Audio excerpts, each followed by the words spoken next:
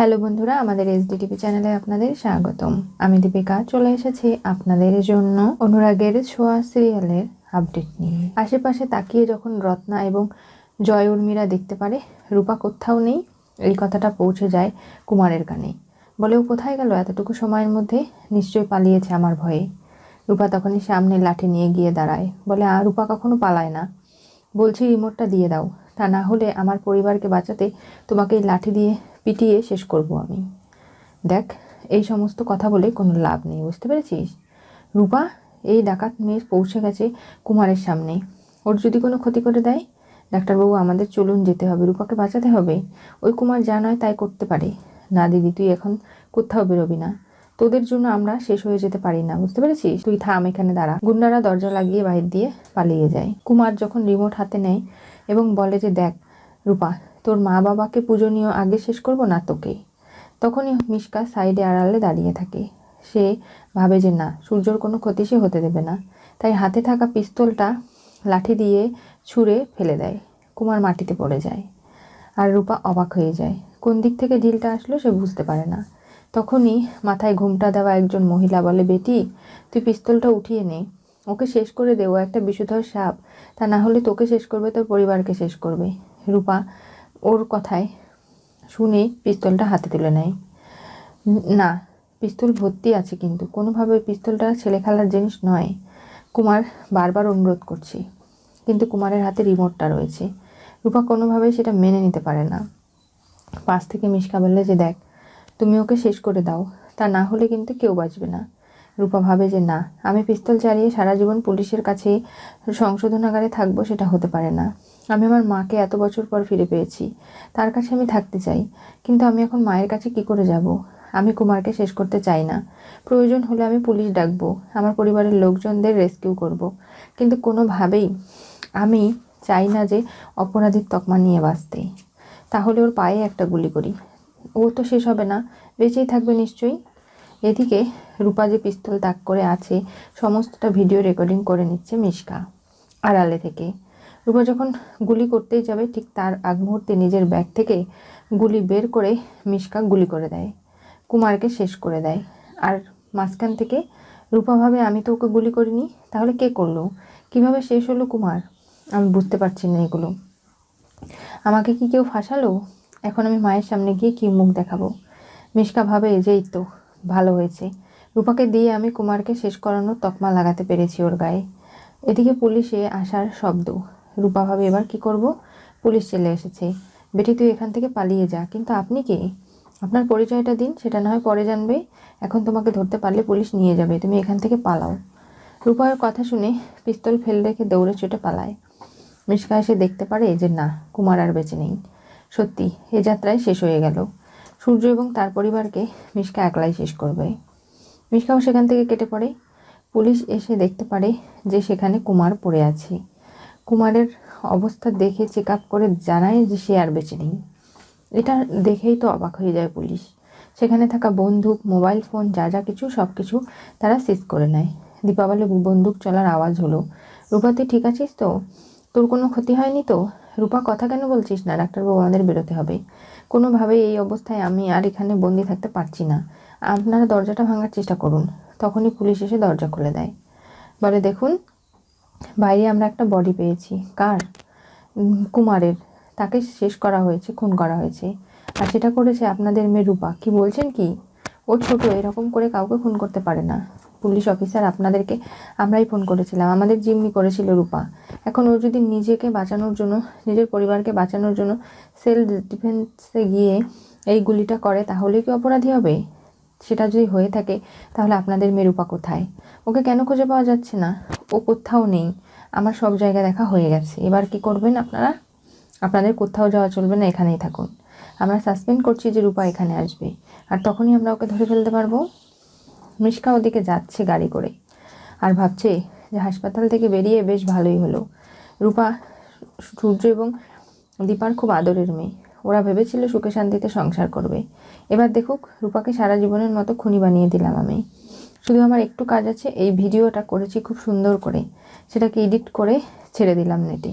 বাহ, খুব তো ভাইরাল হচ্ছে। রূপা, আজ থেকে তুই ভাইরাল খুনি হিসাবে। আর তোকে কেউ বাঁচাতে পারবে না, এমনকি তোর মা বাবা কেউ নয়। আর ওদেরকে তোপে তোপে শেষ হতে হবে। মিশকা সেন যা করার করে দিয়েছে, এবার হাসপাতালে তাকে ফিরে যেতে হবে, তা না হলে ধরা পড়লে খুব খারাপ হয়ে যাবে। রূপা দৌড়াতে দৌড়াতে একটা দোকানের কাছে আসে আর ভাবে যে কি ব্যাপার, আমি তো কোনো অন্যায় করিনি, আমি কুমারকে মারিনি, আমাকে মাই শুধু বাঁচাতে পারে আর কেউ না। মা আমাকে বিশ্বাস করলে সব কিছু ঠিক হয়ে যাবে, আমি মায়ের কাছে ফিরে যাব, আগে একটু জল খেয়ে নেই। এরপরে রূপা দোকানদারের কাছ থেকে জল চেয়ে খেয়ে নেয়। সেখানেই ফোনে সবাই ভিডিও দেখছে। রূপা সেই ভিডিওতে তারই পাত্রে দেখতে পারে কুমারকে গুলি করার সেই রূপার ভিডিওটা ভাইরাল হয়ে গেছে। আর সেটা দেখে রূপা অবাক হয়ে যায়, বলে এটা কি করে হলো? ওখানে তার মানে কেউ ছিল? কে আমাকে ফাঁসালো? আমি তো গুলি করিনি কুমারকে। শেষ হওয়ার মতো করে রূপাকে দোকানদার ডাকে। রূপা বুঝতে পারে যে না, তার সেখানে যাওয়া চলবে না। সে দৌড়ে ছুটে সেখান থেকে পালিয়ে যায়। এসে একটা মন্দিরে ওঠে আর বলে, মা তুমি তো জানো আমি কিছু অন্যায় করিনি, তুমি আমাকে রক্ষা করো, আমার মাই পারবে একমাত্র আমাকে বাঁচাতে, তাছাড়া কেউ পারবে না। আমাকে যে খুনির তকমা দেওয়া হচ্ছে সেগুলো মিথ্যে, আমি তো কোনো কিছু করিনি, আমি মানুষ খুন করতে পারি না। সারা জীবন আমি আমার মা বাবা পরিবারকে ছেড়ে জেলে গিয়ে কাটাতে পারবো না। আমি মায়ের কাছে যাচ্ছি, তুমি মাকে পথ দেখাও। রূপা এই বলে বাড়ির উদ্দেশ্যে রওনা দেয়। মিশকা এদিকে নিজের জানলার বাইরে এসে অপেক্ষা করছে, কিন্তু ভাবছে পায়ের শব্দ, কেউ হয়তো আসবে। তখনই মিশকা টুক করে জানলা দিয়ে নেমে লাফ দিয়ে নিজের রুমে ঢুকে পড়ে আর পায়ে একটু আঘাত পায়। ডাক্তার নার্স এসে দেখতে পারে মিশকা নিচে পড়ে আছে। বলে, কি ব্যাপার, এই অবস্থা কেন? আমি মেডিটেশন করছিলাম, হঠাৎই আমার পায়ে সার নেই তো, তাই পড়ে গেছি, উঠতেও তো পারছিলাম না, কাউকে ডাকলেই তো পারতেন। এরকম করলে আপনার কিন্তু অনেক বড় ক্ষতি হতে পারে। সিস্টার ওনাকে তুলে বেডে শুইয়ে দিন। আর মিশকাকে শুইয়ে দেওয়া হয়। ডাক্তার বলে, আপনি বিশ্রাম নিন, আমরা পরে এসে আপনার সঙ্গে কথা বলছি। মিশকা ভাবে, আমার যা করার করে দিয়েছি সূর্যদীপা, আর কোনোদিনও তোরা রূপাকে পাবি না খুঁজে। রূপাই তোদের বংশের একমাত্র কালিমা, আর রূপা ফিনিশ মানে এই সেনগুপ্ত বংশও ফিনিশ হয়ে যাবে। কোনোভাবেই কেউ আর রূপা জন্য বেঁচে থাকতে পারবে না। ও খুব চালাক ছিল, ওকে আমি পথের কাঁটা সরিয়ে দিয়েছি। সূর্যদীপা অফিসারকে বলছে যে দেখুন, আমাদের যেতে দিন, আমাদের মেয়ে বিপদে আছে, ওকে খুঁজে বের করতে হবে। ও কোথায় আছে এখন পর্যন্ত আমরা জানি না, ওকে তো খুঁজতে হবে তাই না? দেখুন, আপনারা এখান থেকে কোথাও যেতে পারেন না। কেন পারবো না? আমাদের মেয়ের সমস্যা কোথায় আছে, কি খাচ্ছে, কি করছে আমাদের জানতে হবে না? আপনাদের মেয়ে একজন অপরাধী, তার জন্যই আমরা এখানে অপেক্ষা করছি। দেখুন অফিসার, আমি বলছি তো, রূপা যদি এই অন্যায়টা করে থাকে তাহলে ওকে ফিরতে দিন, আমি মা হিসাবে আপনাদের কাছে ওকে নিয়ে যাব থানায়। রূপা এটা দরজার বাইরে দাঁড়িয়ে শুনে ফেলে আর ভাবে যে না, আমি মায়ের কাছে যাব না, মা কোনো সমস্যার সমাধান করতেই পারবে না, আর আমাকে কোনোভাবে বাঁচানো তো দূরের কথা, তাই আমাকে এখান থেকে অনেক দূরে চলে যেতে হবে। রূপা এরপর বেরিয়ে যায় আবারও। সূর্যদীপার কাছে আর ফেরে না। সূর্য রেগে যায়, বলে, কি বলছো দীপা? হ্যাঁ আমি জানি, কারণ রূপা এই খুনটা করতে পারে না, ওর হাত দিয়ে গুলি চলতে পারে না, ও ছোটো একটা বাচ্চা মেয়ে, আর সেটা আমি প্রমাণ করে দেব। তাই বললাম, আমি ওকে জন্ম দিয়েছি তো, আমি তো বুঝি ওকে করতে পারে আর কি পারে না। আমি বাবা হিসাবে ব্যর্থ হয়ে গেলাম, কোনো কিছুই ভালোভাবে করতে পারলাম না আমি। না বাবা, তুমি এরকম করে নিজেকে দোষারোপ করো না। কেন?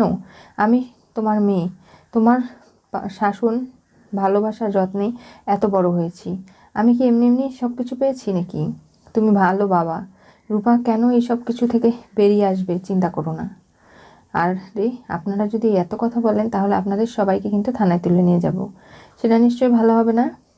দেখুন ওই মেয়ে যা ডেসপারেট, ও যা খুশি তাই করতে পারে। জয়, এসব তুমি কি বলছো? আমার রূপা একটু পাকা, সেই জন্য ও ওরকম কোনো কাজ করবে না, আমি ওকে বিশ্বাস করি। দেখো, ওই মেয়ে গিয়ে যা করার করে পালিয়েছে, তা না হলে এখনও কেন বাড়ি ফিরে আসছে না? আর ওর জন্য এই বুড়ো বয়সে আমাদের এখন জেলে যেতে হবে, সেগুলো কি মেনে নেওয়া যায়? হ্যাঁ ঠিকই, ও পারে না এমন কোনো কাজ নেই। উর্মি, তোমার মুখে এখন খুব কথা ফুটেছে তাই না? বেঁচে আছো বলে ও আজকে রূপার জন্যই সবাই আমরা বেঁচে ফিরলাম, তার প্রতি কোনো কৃতজ্ঞতা নেই, অথচ তারই ভুল ধরতে হবে। আসলে যে বেশি করে তোমরা তাকেই বেশি কথা শোনাও। উর্মি চুপ হয়ে যায়। কি হতে চলেছে অনুরাগের ছোঁয়া সিরিয়ালের পরবর্তী টুইস্টে? রূপার গুলিতে শেষ হলো কুমার, পুলিশ খুঁজছে ধরতে। মিশকা ভিডিও করে প্রমাণ ছাড়লে আজকে মিশকা যেভাবে সূর্যদীপার কাছ থেকে রূপাকে কেড়ে নিল, রূপার ভবিষ্যৎ শেষ করে দিয়ে এমনভাবে প্রতিশোধ নিল সূর্যদীপার ওপর, সেটা তারা ভাবতেও পারছে না। আর যার কারণে আজকে রূপাকে বাড়ি ছেড়ে পরিবার ছেড়ে পালিয়ে যেতে হলো। যাওয়ার আগে তার অনেক কষ্ট হয়েছিল যে মা তুমিও আমাকে ভুল বুঝলে, তুমি তোমার রূপাকে এই চেনো তাই না? তুমি তোমার রূপার জন্য এতটুকু কারোর সাথে লড়াই করলে না, কিন্তু রূপা অল্প একটু কথা শুনেই চলে গিয়েছিল। পুরোটা কথা দাঁড়িয়ে থেকে শুনলেই হয়তো আজকে রূপাকে বাড়ি ছাড়া হতে হতো না। পরিবারের সবাই খুব চিন্তিত। ছোট দিদিভাই দাদুভাই বলছে, রূপা মাম্মাম এরকম একটা কাজ করতেই পারে না, কিছু তো একটা হয়েছে ওখানে। তবে ওকে না খুঁজে পাওয়া পর্যন্ত আমরা কিছু বুঝতে পারছি না আসল ঘটনা কি, সত্যি মিথ্যে কোনো কিছুই যাচাই করা যাচ্ছে না। অফিসার, অনেকক্ষণ হলো, হাত জোর করছি, অনুরোধ করছি, আমাদের মেয়েকে খুঁজতে যেতে দিন। ডাক্তারবাবু, আমি আর আপনি রূপাকে ফিরিয়ে আনবো, আর কেউ নয়। আমরা রূপাকে কোথাও হারিয়ে যেতে আবারও দেব না। বিশ্বাস করুন, ও আমাদের প্রাণ, ও আমাদের মেয়ে। হারিয়ে গেলে আমরা কি করে থাকবো আবারও? কি হবে এবার? এরপরে জানতে চোখ রাখতে হবে আমাদের চ্যানেলে। পাশে থাকা বেল আইকনটি অবশ্যই করে ক্লিক করুন।